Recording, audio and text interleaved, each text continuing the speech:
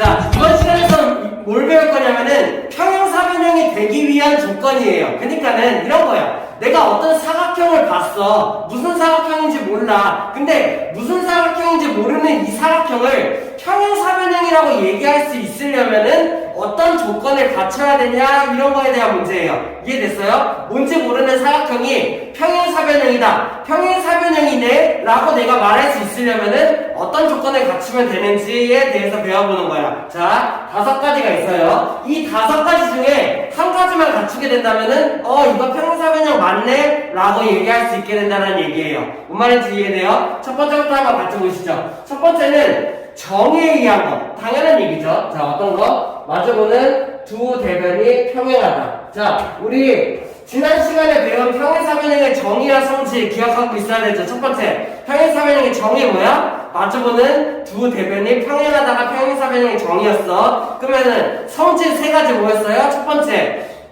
마주보는 두 대변의 길이가 같다. 두 번째, 마주보는 두 대각의 크기가 같다. 세 번째, 대각선을 그었을 때 서로가 서로를 이등분한다가 평행사변형의 성질 3가지였죠. 기억하나요? 자, 이번에는 사각형에서 평행사변형이 되기 위한 조건. 첫 번째는 정의에 의한 거예요. 만약에 어떤 사각형이 무슨 사각형인지 몰랐어. 근데 알아보니까는 마주보는 두 대변형이 평행하대. 그러면은 당연해요. 그죠? 왜요? 평행사변형이 정의잖아요. 그렇기 때문에 마주보는 두 대변이 평행해? 얘는 무조건 그냥 평행사변형이에요.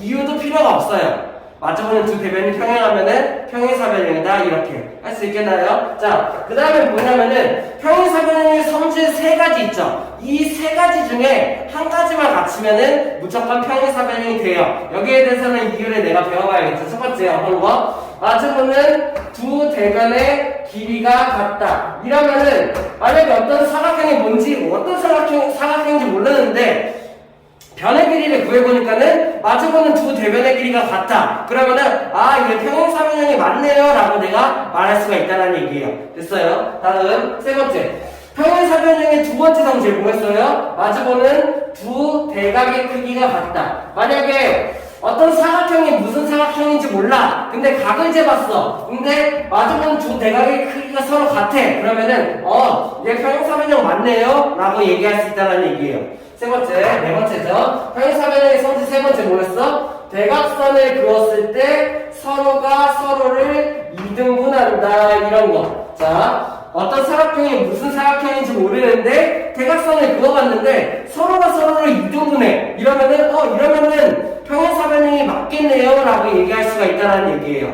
됐나요? 자, 여기에다가 요게 중요하죠.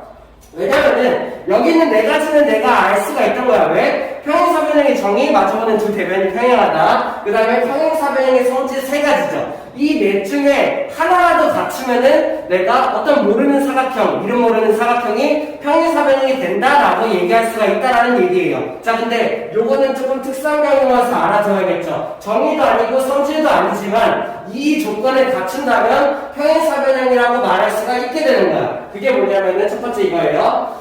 마주보는 한 대변이 평행, 두 대변이 평행이 아니라 한 대변이 평행하고 그 평행한 대변의 길이가 같다. 이런 조건까지 주어지면은 얘도 평행사변형이 돼요. 그래서 내가 평행사변형이 되는 조건 5가지에 대해서 알고 있어야 돼요. 그러면서 내가 설명을 할 수 있어야 되죠. 왜 그게 그렇게 되는지에 대해서 알 수가 있어야 돼. 이해됩니까? 자, 설명하는 방법이에요. 만약에 마주보는 두 대변의 길이가 같다면은 걔가 왜 평행사변형이라는 얘기지. 이런 거를 설명하는 방법이야. 자, 첫 번째. 자, 이름 모르는 사각형이 있는데 마주보는 두 대변의 길이가 같대요. 이러면은 이게 왜 평행사변형이 되냐? 이런 거를 내가 설명할 수 있어야 되는 거지. 어떻게 설명할 수 있을까? 왜 얘가 평행사변형이 될 수 있을까? 자, 내가 얘가 평행사변형이 된다라고 얘기하려면은 이 조건을 갖춰야 돼요. 만약에 마주보는 두 대변이 평행하다면은 그러면 나는 얘를 무조건 평행사변형이라고 얘기할 수가 있게 되는 거지. 그러면은 내가 이 두 변이 평행하다를 내가 꺼낼 수 있으면 돼. 뭘 이용해서? 두 대변의 길이가 같다를 이용해서. 자, 어떻게 하면 될까? 내 생각을 해보는 거죠. 그래서 얘도 마찬가지 이런 방법을 써요. 대각선을 이렇게 나눠요.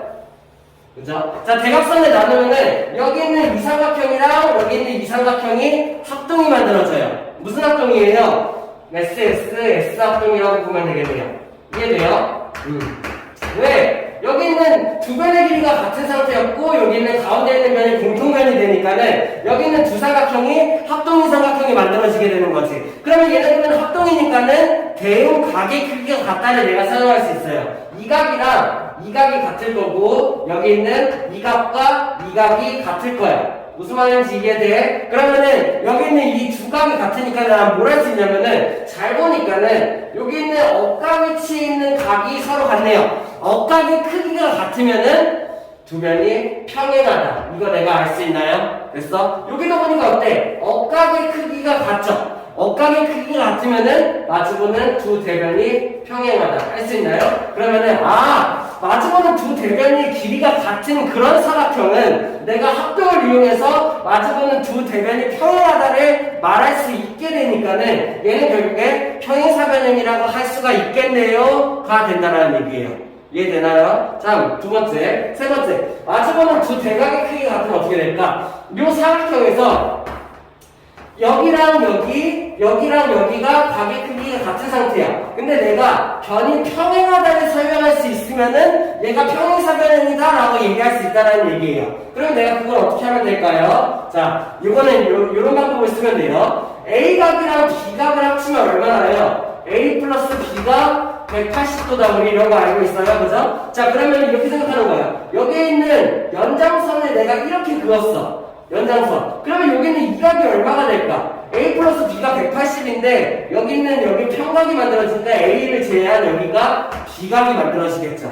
이해돼요? 자, 그러면 마주보는 두 대각이 같은 이런 사각형이 여기 각이 B고 여기 각이 B야. 이 각과 이 각의 위치 뭐가 돼요? 동의각이 만들어지죠. 그러면 동의각의 크기가 같은 얘네 두 변이니까 얘네 둘이 평행하다 이렇게 생각할 수 있나요? 그래서 이쪽도 마찬가지로 내가 생각을 해보면 되겠죠. 이런 식으로 연장선을 그어요. 그러면 A 플러스 B가 180도가 돼야 되기 때문에 그러면서 여기 있는 각이 얼마예요? B각이 만들어지겠죠. 그러니까 여기 있는 동의각의 크기가 서로 각기 B로 같기 때문에 여기는 얘네 둘이 평행하겠네요. 내가 이런 식으로 설명을 할 수 있다는 얘기예요. 그래서 마주보는 두 대각의 크기가 같다면은 이런 식으로 설명이 가능하니까는 얘는 평행사변형이 된다라고 말할 수가 있다는 얘기예요.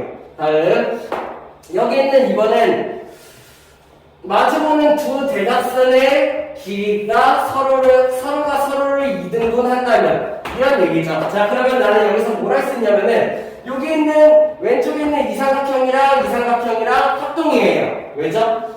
여기 있는 막국지각이 같겠죠? 두 변의 길이가 같겠죠? S, A, S 합동이 나오네요.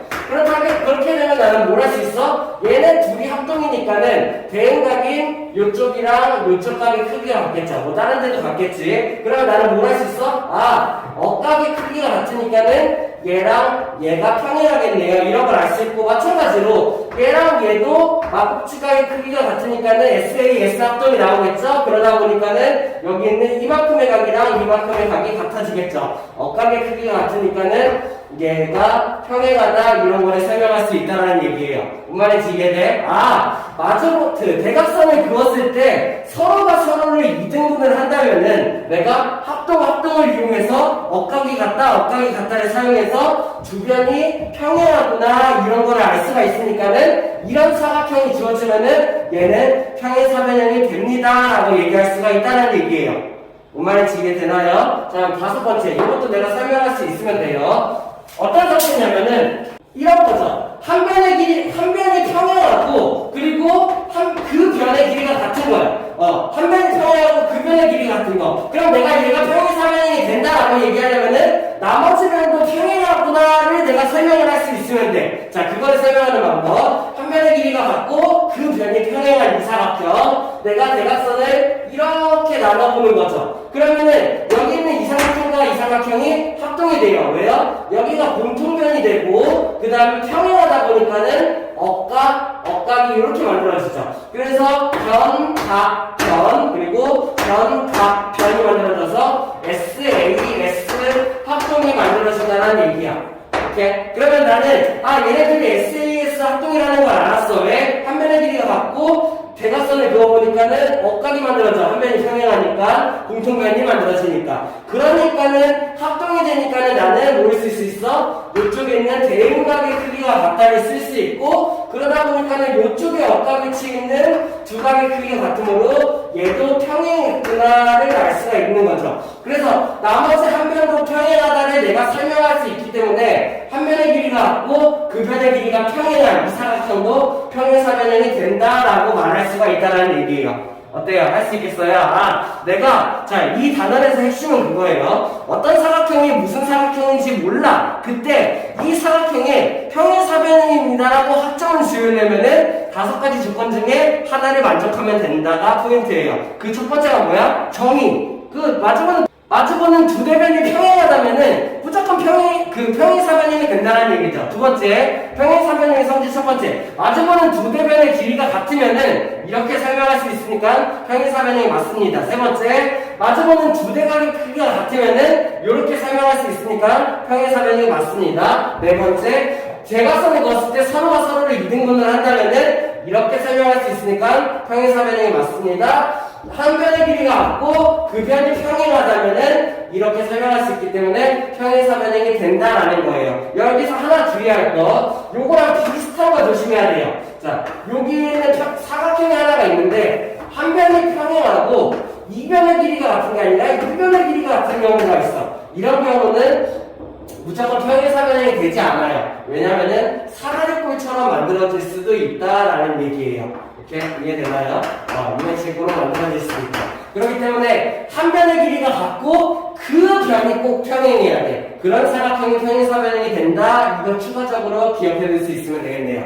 됐나요? 다음.